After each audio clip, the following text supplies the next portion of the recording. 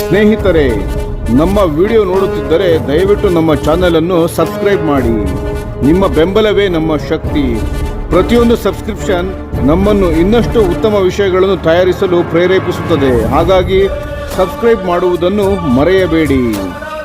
ನಮಸ್ಕಾರ ಗೆಳೆಯರೇ, ದೇಶ ಪ್ರೇಮಿಗಳೇ, ನಮ್ಮ ಯೂಟ್ಯೂಬ್ ಚಾನಲ್ಗೆ ಸ್ವಾಗತ ನಿಮಗೆ.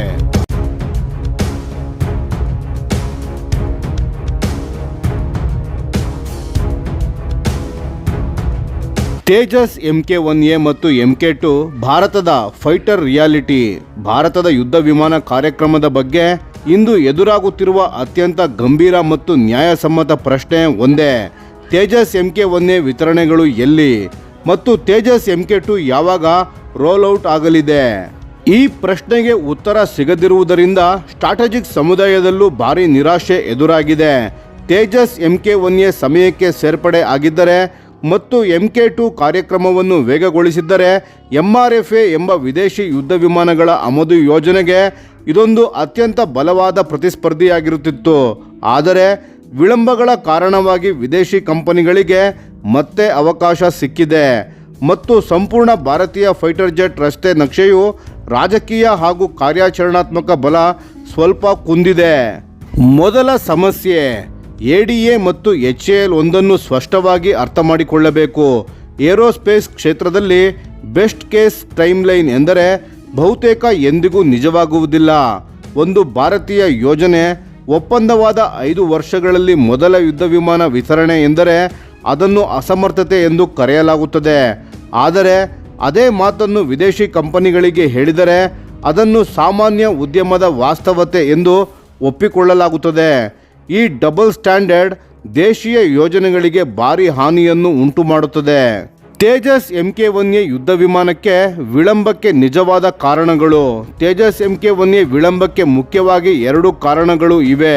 ಮೊದಲ ಕಾರಣ ಏರ್ ಫ್ರೇಮ್ ಉತ್ಪಾದನೆ. ಈ ಸಮಸ್ಯೆಯನ್ನು ಈಗ ಬಹುತೇಕ ನಿಯಂತ್ರಣಕ್ಕೆ ತರಲಾಗಿದೆ.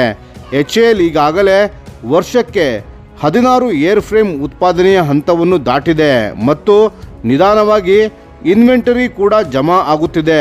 ಅತ್ಯಂತ ಮಹತ್ವದ ನಿರ್ಧಾರ ಏನೆಂದರೆ ಇಂಜಿನ್ಗಳ ವಿಳಂಬದಿಂದ ಏರ್ ಫ್ರೇಮ್ ಉತ್ಪಾದನೆಯನ್ನು HAL ನಿಲ್ಲಿಸಲಿಲ್ಲ. ಇದು ಇತ್ತೀಚಿನ ವರ್ಷಗಳಲ್ಲಿ HAL ತೆಗೆದುಕೊಂಡ ಅತ್ಯಂತ ಸ್ಮಾರ್ಟ್ ನಿರ್ಧಾರವಾಗಿದೆ. ಒಮ್ಮೆ ಇಂಜಿನ್ ಬಂದರೆ ಅಳವಡಿಕೆ ಪ್ಲಸ್ ಫ್ಯಾಕ್ಟರಿ ಟೆಸ್ಟಿಂಗ್ ಸುಮಾರು 2 ವಾರಗಳಲ್ಲಿ ಮುಗಿಯುತ್ತದೆ. ಸರ್ಟಿಫಿಕೇಷನ್ ಗೇಟ್ ತೆರೆದ ತಕ್ಷಣ ಒಂದೇ ಸಮಯದಲ್ಲಿ ದೊಡ್ಡ ಸಂಖ್ಯೆಯ ವಿಮಾನಗಳನ್ನು ಭಾರತೀಯ ವಾಯುಪಡೆಗೆ ಹಸ್ತಾಂತರಿಸಬಹುದು. ಇದು ಏಕೆ ಮುಖ್ಯ? ಯಾಕೆಂದರೆ ಉತ್ಪಾದನೆ ನಿಂತರೆ ಸಪ್ಲೈಯರ್ಗಳು ಕುಸಿಯುತ್ತಾರೆ, ಪಾವತಿಗಳು ನಿಲ್ಲುತ್ತವೆ, ಸಂಪೂರ್ಣ ಇಕೋಸಿಸ್ಟಮ್ ಹಾನಿಯಾಗುತ್ತದೆ. ಆದ್ದರಿಂದ ತೇಜಸ್ ಮಾತ್ರವಲ್ಲ, ಭವಿಷ್ಯದ ಎಲ್ಲ ಯುದ್ಧ ವಿಮಾನಗಳ ಯೋಜನೆಗಳೇ ಸಾಯುತ್ತವೆ.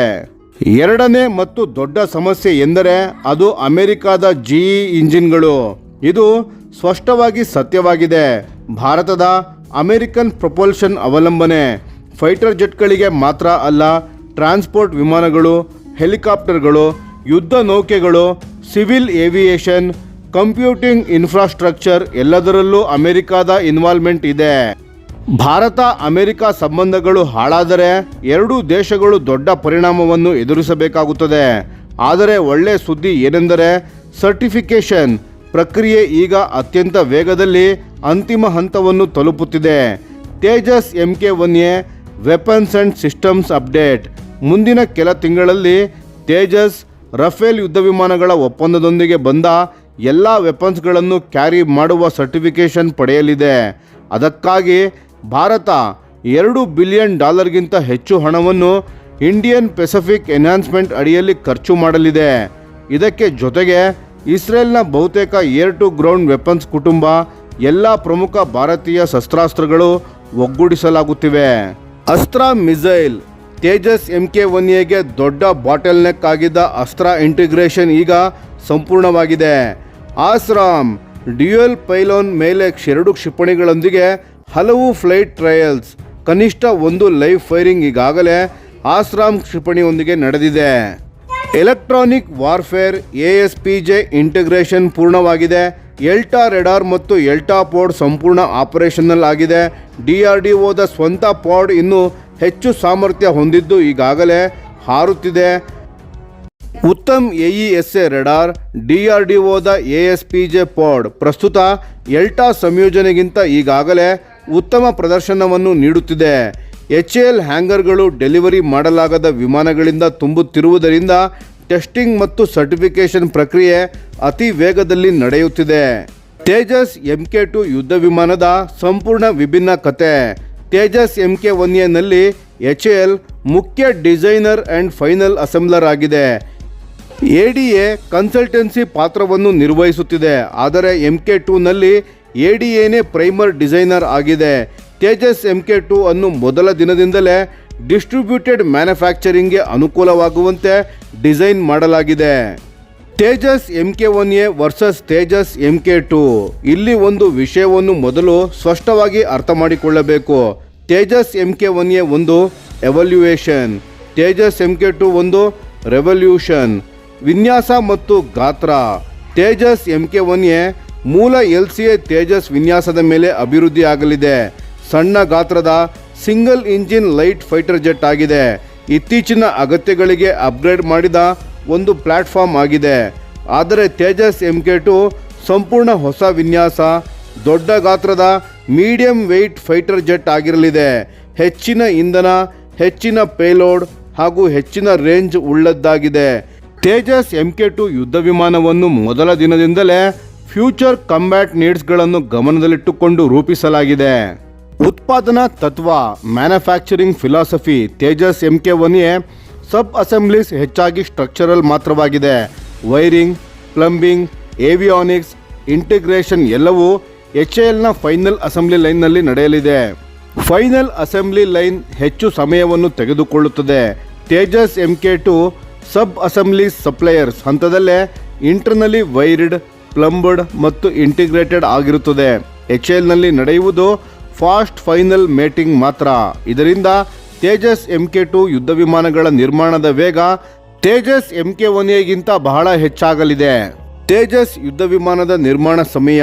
ತೇಜಸ್ MK1Aಗೆ ಅಂತಿಮ ನಿರ್ಮಾಣ ಹಂತವೇ ಪ್ರಮುಖ ಅಡ್ಡಿ.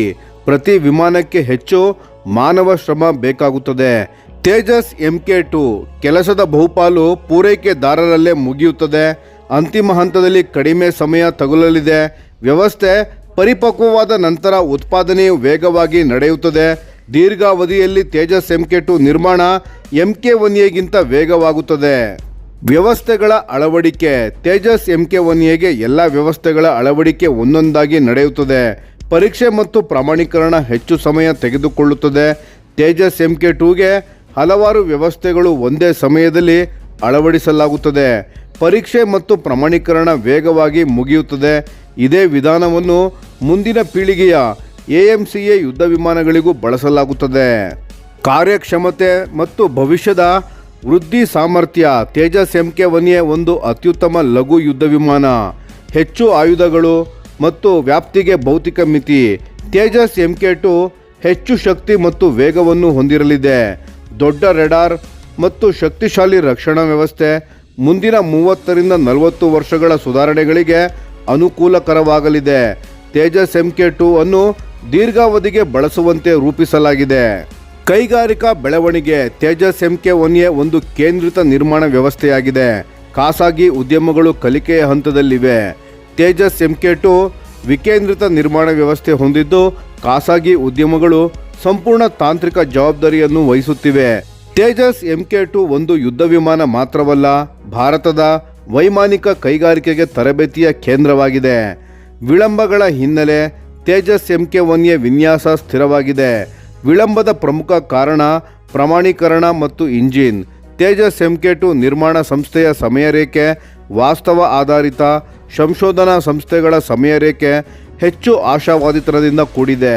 ಪೂರೈಕೆದಾರರ ಅನುಭವದ ಕೊರತೆಯಿಂದ ವಿಳಂಬವಾಗಿದೆ. ನಿರ್ಮಾಣ ಸಂಸ್ಥೆ ವಿಫಲವಾಗಿಲ್ಲ, ವ್ಯವಸ್ಥೆ ಬೆಳೆಯುತ್ತಿದೆ. ತೇಜಸ್ MK1A ಇಂದಿನ ಅಗತ್ಯಗಳಿಗೆ ಬೇಕಾದ ಯುದ್ಧ ವಿಮಾನವಾಗಿದೆ. ತೇಜಸ್ MK2 ಮುಂದಿನ ಪೀಳಿಗೆಗೆ ಭಾರತದ ಶಕ್ತಿಯಾಗಲಿದೆ. ತೇಜಸ್ ಯುದ್ಧ ವಿಮಾನ ಮಾತ್ರವಲ್ಲ, ಅದು ಭಾರತದ ಸ್ವಾವಲಂಬಿ ವೈಮಾನಿಕ ಶಕ್ತಿಯ ಅಡಿಪಾಯವಾಗಲಿದೆ.